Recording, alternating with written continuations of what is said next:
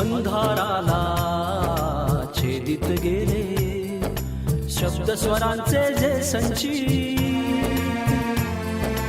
अंधाराला छेदित गेले शब्द स्वरांचे जे संचित, तेच उजळून प्रदीप्त केला, तेच उजळून प्रदीप्त केला तुमचा आमचा जागर दीप, तुमचा आमचा जागर दीप, तुमचा आमचा जागर दीप।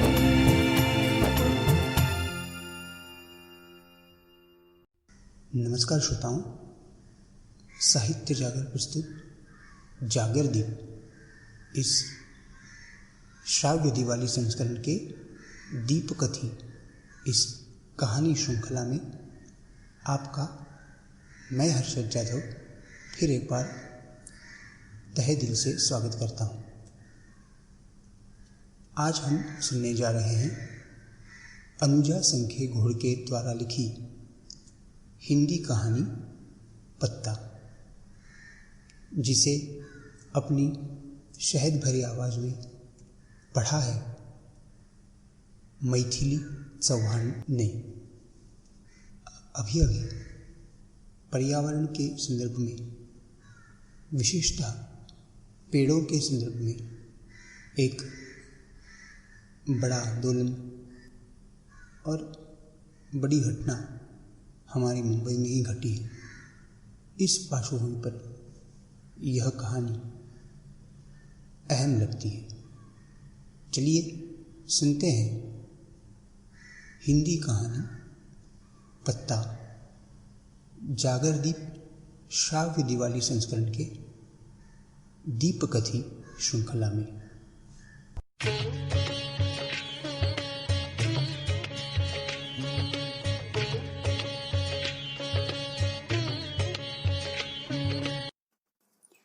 नमस्कार, मैं मैथिली आपके सामने अपनी प्यारी दोस्त अनुजा द्वारा लिखी गई एक कथा पेश करने जा रही हूँ, जिसका शीर्षक है पत्ता।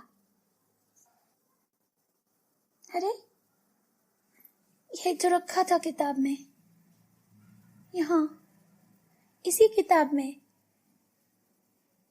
मुझे ठीक से याद है, यहाँ बुकमार्क भी किया हुआ है, पर मगर मिल क्यों नहीं रहा है? कहाँ गया? उफ, कहीं नीचे तो नहीं गिरा होगा ना? डर की एक लहर मेरे पूरे शरीर में दौड़ गई। झट से नीचे बैठी, गोद में खुली पड़ी किताब संभाल कर कुर्सी में रखी और हाथ जमीन पर घुमाए उसे ढूंढने लगी। मेरे गांव के घर का यह बड़ा सा हॉल, एकदम सीधा और बड़ा। अंदर आते ही बाएं हाथ पर एक खिड़की, उसके आगे एक बॉक्स पलंग, उसके बिल्कुल सामने सोफा सेट और दरवाजे से सट कर रखी एक कुर्सी। उसी कुर्सी पर मैं बैठे रहती थी, अपनी किताब पढ़ती, चाची दादी से बातें करती, बुआ चाचियों से गपियाती या फिर कभी कभी बाहर के बरामदे में आसानी से आ जा पाती। मेरा गांव कितना खूबसूरत है यहाँ तो नहीं पता, पर हाँ, मेरा घर, आसपास की जगह और यहाँ रहने वाले सभी रिश्तेदार बहुत अपने और अच्छे हैं। मैं कुछ घबराई हुई थी। वैसे ही जमीन पर बैठे बैठे हाथ इधर उधर खिसकते हुए पहले पलंग के नीचे, फिर सोफे के नीचे ढूंढा। कुछ नहीं मिला। ढूंढते ढूंढते फिर डाइनिंग टेबल तक पहुंची, पर वहां भी धूल और थोड़ा कूड़ा ही हाथ में आया। मैं बेचैन हो रही थी, बहुत परेशान हो रही थी। ऐसे ही उठी और कुर्सी के पास आ गई, हाथ में किताब ली और बैठने ही जा रही थी कि दाहिने पैर से कुछ टकराया। हल्का, नरम, अपना सा स्पर्श। मैंने झट से महसूस किया, झुककर उसे उठा लिया और प्यार से दिल से लगाया। क्या था वह? क्या था ऐसा जो मैं बेहाल होकर ढूंढ रही थी? एक पीपल के पेड़ का सूखा जालीदार पत्ता। वह सूखा तो था पर बेजान नहीं। मेरी यादों का बक्सा है यह पीपल का पत्ता। मेरी यादों को जिंदा रखने वाला यह जालीदार पत्ता बेजान नहीं।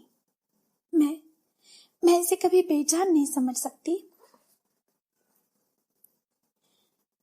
मैंने जो घूम घाम के समझा है, वैसे देखा जाए तो आपको भी मेरा घर और घर का आसपास का इलाका बेहद खूबसूरत और आकर्षक मालूम होगा। मेरे घर के सामने मेरे दादाजी ने बनवाया काली माँ का एक छोटा सा मंदिर है। उसके दाहिने हाथ पर रास्ते नुमा गली जाती है और उसी से सटकर एक बावड़ी भी है। उस बावड़ी के किनारे लगे आम के पेड़ की डालियां बावड़ी में ही उतरती है, जैसे अपने मीठे फल उसे बावड़ी को ही खिलाने हो। और थोड़े से दाहिने ओर मुड़ेंगे तो आपकी नजर ठिठक जाएगी विशाल पीपल के पेड़ पर। न जाने कितने सालों से यह पीपल का पेड़ यहाँ अपना डेरा जमाए हुए खड़ा है। इस इलाके में रहने वाले पिपले उपनाम वाले लोगों का यह दैवत है। इसी को घेरे हुए हनुमान जी का गांव का सबसे बड़ा मंदिर बनवाया गया है। यहाँ होने वाले देवों के कार्यक्रमों में शामिल होने के लिए पूरा गांव हमारे बरामदे में जमा होता था।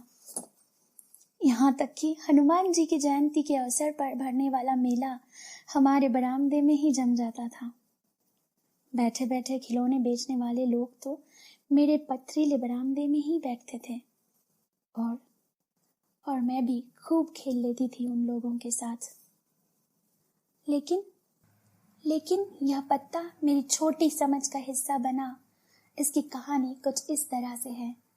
ये घटना घटी हनुमान जयंती के कुछ दिन पहले। मेरा चचेरा भाई सोनू रुवांसा आके मेरी बगल में टिक गया।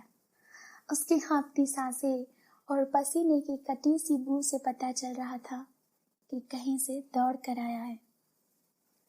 मैंने धीमे से आवाज दी, चिक्कू क्या हुआ?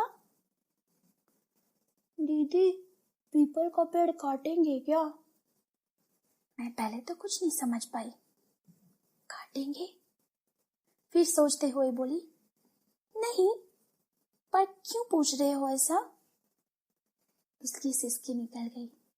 वह बताने लगा कि आज पंचायत में मंदिर संस्थान की कमेटी सरपंच जी से मिली और मंदिर को बड़ा करने के लिए कैसे जगह की आवश्यकता है और उस जगह पर एक बड़ा सा हॉल बांधा जाएगा और उससे भक्तों के लिए बड़ी सुविधा होगी, इस बात पर एक मीटिंग हुई थी। मैं अपने कानों से सुनते हुए हर एक शब्द को दिमाग में फिट कर रही थी। शाम हुई। पापा अपनी पुलिस की ड्यूटी करके थके हारे से घर आए। आते ही रोज की तरह मेरे सर पर एक चपट लगाई तो मैं खिलखिला उठी, मुस्कुरा दी। मेरे दिल का सबसे सुकून भरा कोना मेरे पापा। मैं उनके पीछे पीछे करती थी, कब दाएं जाना है, कब बाएं जाना है। पापा बहुत परफेक्शन के साथ बताते थे। उनके साथ होने पर मेरा कोई हाथ नहीं पकड़ता है। यह मेरी माँ के साथ दिन भर में शिकायत करती रहती थी, वह मैं झट से भूल जाती थी।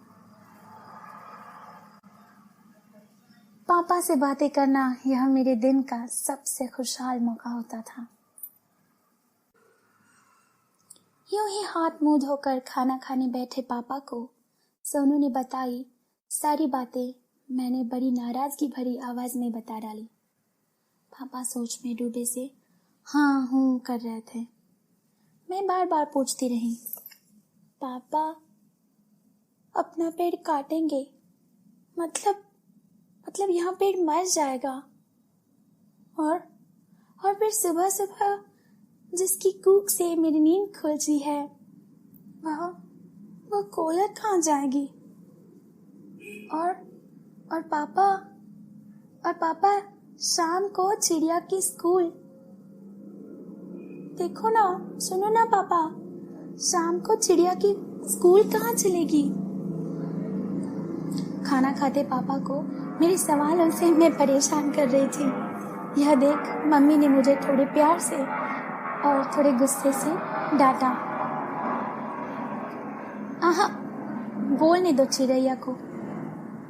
उस दिन पापा ने चिड़ैया कहा था मुझे। खाना खाकर मेरा हाथ थामे पापा मंदिर के सामने चक्कर काटने लगे। रोज मैं और पापा घर के सामने वाले रास्ते पर चक्कर काटते थे, लेकिन आज पापा ने घर और मंदिर के बीच वाला रास्ता चक्कर लगाने के लिए चुना। क्यों? यह मैं तब तो नहीं समझ पाई, उम्र छोटी थी, बातें याद रहती है, पर मतलब बड़े होने पर समझते हैं ना हम। चक्कर लगाते समय मुझे दुनिया भर की बातें बताने वाले मेरे पापा आज बहुत चुप थे, कुछ नहीं बोल रहे थे। किसी गहरी सोच में डूबे होंगे शायद। हमने 2-4 चक्कर लगाए होंगे और फिर मुझे यूं ही मंदिर के पास खड़ा करके 2-4 कदम पापा दूर गए और नीचे गिरा एक पीपल का पत्ता उठाया, लाकर मेरे हाथ में दिया और बोले, देखो बेटा, इसे अच्छे से संभाल के रखना। क्यों? क्योंकि ये पीपल के पेड़ ने तुम्हें दी हुई उसकी एक निशानी है। यह सुन के उम्र बहुत छोटी थी, कभी कभी हम सारी चीजें महसूस तो करते हैं, बयां नहीं कर पाते। उसी प्रकार कुछ चीज हुई थी। मुझे जिनसे सबसे ज्यादा स्नेह था, सबसे ज्यादा प्रेम था, उन्होंने, मेरे पापा ने ये पीपल का पत्ता मुझे उठा कर दिया था। तो मैं इसे प्यार से रखूंगी ही। निशानी बहुत अच्छा वर्ड है, निशानी। कल को अगर ये पेड़ रहे या ना रहे, लेकिन वह मेरे साथ जरूर रहेगा। यह विश्वास मेरे पापा ने मुझ में भरा था।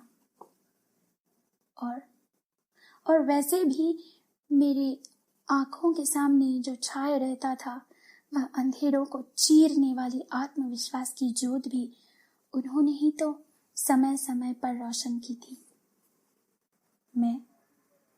मैं पत्ता संभालते हुए घर आई और 5वीं की ब्रेल की किताब में वह पत्ता संभाल कर रख दिया। और फिर हर साल जैसे जैसे कक्षा बदली, वैसे वैसे पत्ते को मैं बदलती गई,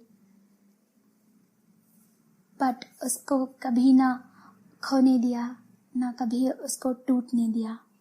वैसे ही हर नए कक्ष में मैं जाती थी, वैसे वैसे नए नए बुक में मैं उसे संभाल कर रखी थी।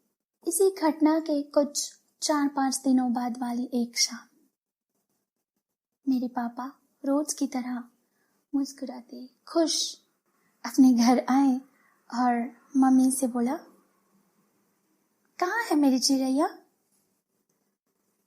चिड़ैया से कहो अपने अंग अंग पर पंछियों के घरोंदे संभाले हुए पीपल के पेड़ को अब कोई हाथ नहीं लगाएगा। अरे वाह, माँ छलकती खनकती आवाज में कहा।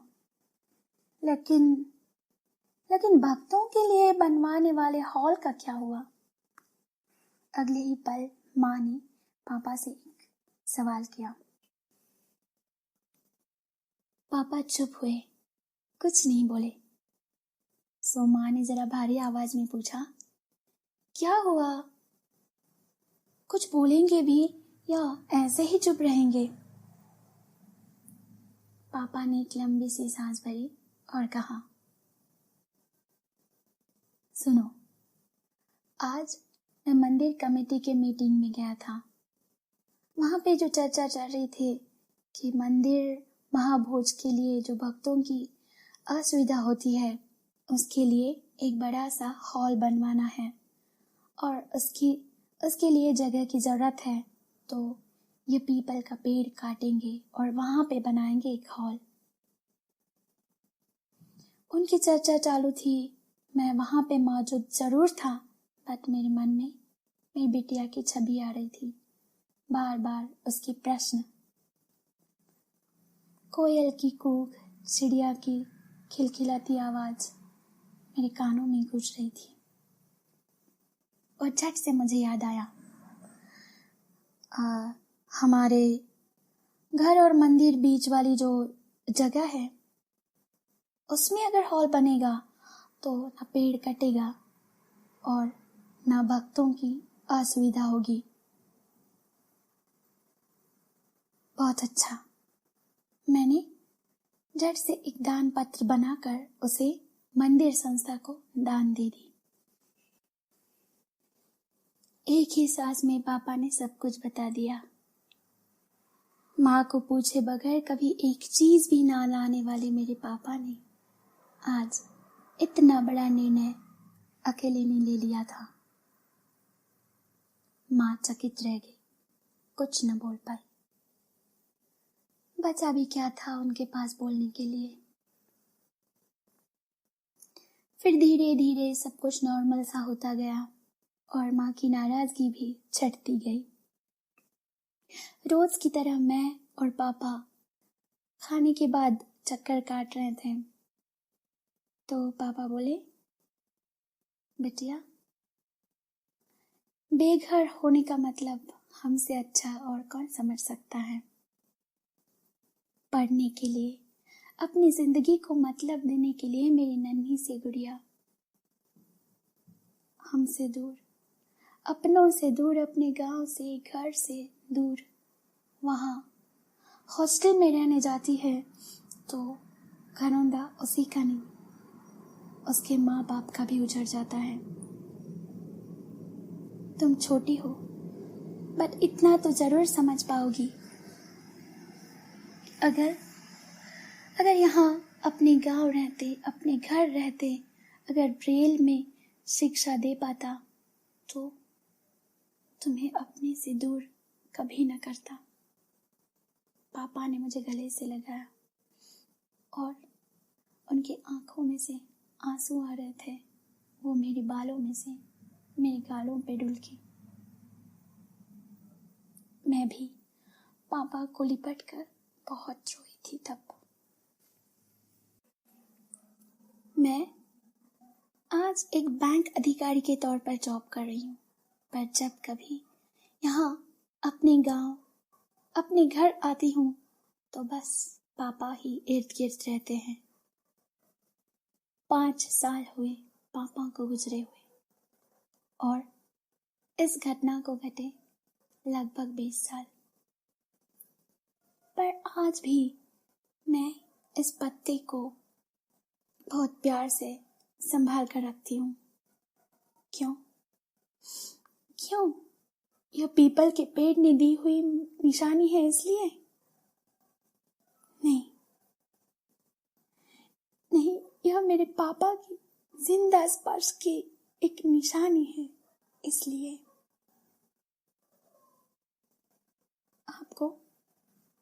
आपको कैसे और कहाँ पाऊंगी पापा इस पत्ते के अलावा? यहाँ आप सिर्फ मेरे होते हैं, सिर्फ मेरे।